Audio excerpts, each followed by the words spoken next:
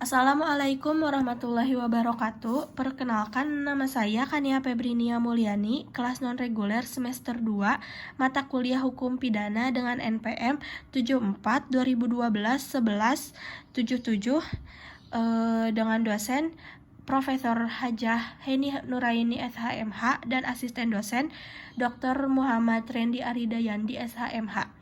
Di sini saya akan mereview materi hukum pidana pertemuan ke-7 bab 4 dengan judul hubungan sebab akibat atau kausalitas.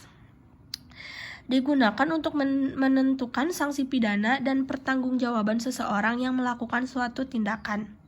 Ada teori-teori ajaran sebab akibat atau kausalitas adalah 1. Teori conditio sine qua non atau teori ekivalensi atau teori syarat mutlak atau Bedingungsteori. Berasal dari Von Bury, Jerman. Teori ini memiliki dua sisi, yaitu kebaikan, mudah diterapkan, tetapi menimbulkan masalah karena terlalu luas lingkup berlakunya pertanggungjawaban pidana. Kesulitannya terlalu membentang ke belakang sehingga tanpa batas. Dan ada yang kedua, teori individualisasi, yaitu teori ini mengadakan pembatasan antara syarat dengan sebab secara pandangan khusus, secara konkret, sehingga mengenai perkara tertentu saja dengan mengambil pendapat sesudah kejadian dalam menentukan akibat dari sebab dilihat dari rangkaian syarat itu dilihat sendiri-sendiri. Tokoh atau penganut teori individualisasi adalah Birkmayer dan Binding.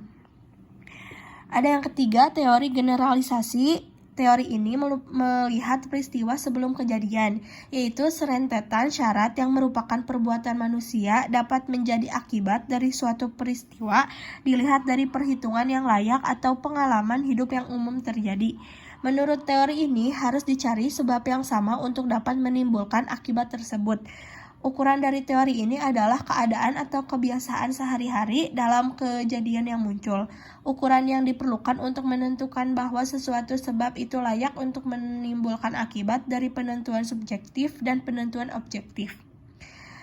Teori kausalitas dari Von Kreis merupakan teori kausalitas yang murni karena yang menjadi ukuran sebab dari suatu akibat dan mengetahui pelaku yang dapat mengira-ngira atau membayangkan akan terjadinya suatu akibat. Tinjauan terhadap teori kausalitas, ada teori kausalitas yang dianggap paling mendekati kebenaran adalah teori adekuat atau kausalitas. Teori dari Von Kreis dianggap sesuai dengan jiwa hukum pidana. Hukum pidana harus membuat aturan terhadap tindakan yang mendatangkan kerugian, dan kelemahan dari teori ini adalah terlalu banyak menggunakan istilah yang kurang jelas seperti kata-kata kadar. Teori kausalitas dalam hal tidak berbuat terdapat beberapa pendapat, yaitu ukuran dari sebab adalah perbuatan yang paling positif yang dilakukan oleh pelaku. Jadi, teori ini tidak dapat diterima dan dalam hukum pidana karena bukan yang paling positif. Sebab adalah perbuatan yang mendahului akibat yang timbul. Seseorang yang tidak berbuat dapat disebut sebab dari suatu akibat apabila pelaku memiliki kewajiban hukum untuk melakukan suatu perbuatan. Menurut teori adekuat, suatu syarat atau syarat dari akibat adalah suatu keadaan konkret yang dapat mempunyai kadar atau nilai dari sesuatu yang terjadi atau sebab.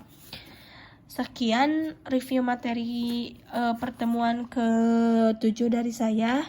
Kurang dan lebihnya mohon dimaafkan. Wassalamualaikum warahmatullahi wabarakatuh.